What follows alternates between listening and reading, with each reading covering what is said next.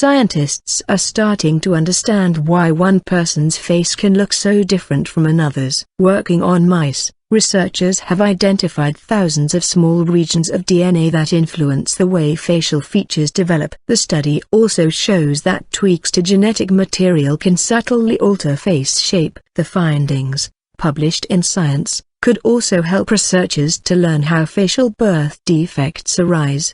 The researchers said that although their work was carried out on animals, the human face was likely to develop in the same way.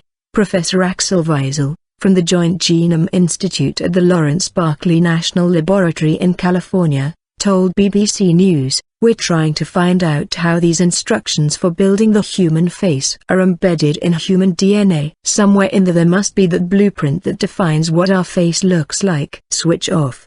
The international team has found more than 4,000 enhancers in the mouse genome that appear to play a role in facial appearance. These short stretches of DNA act like switches, turning genes on and off, and for 200 of these, the researchers have identified how and where they work in developing mice. Professor Visel said, "In the mouse embryos we can see where exactly, as the face develops, this switch turns on the gene that it controls." The scientists also looked at what happened when 3 of these genetic switches were removed from mice.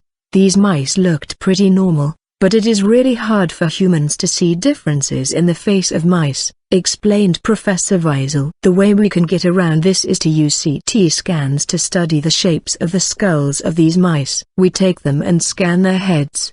Then we can measure the shape of the skull of these mice, and we can do this in a very precise way. By comparing the transgenic mice with unmodified mice, the researchers found that the changes were very subtle. However, some mice developed longer or shorter skulls, while others have wider or narrower faces. What this really tells us is that this particular switch also plays a role in development of the skull and can affect what exactly the skull looks like," he explained. Designer babies. Understanding this could also help to reveal why and how things can go wrong as embryos develop in the womb, leading to facial birth defects.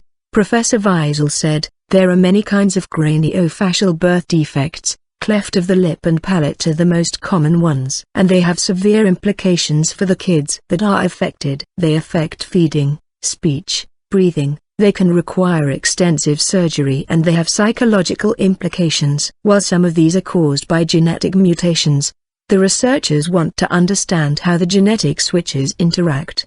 Professor Visel added that scientists were just at the beginning of understanding the processes that shape the face, but their early results suggested it was an extremely complex process. He said it was unlikely in the near future that DNA could be used to predict someone's exact appearance, or that parents could alter genetic material to change the way a baby looks.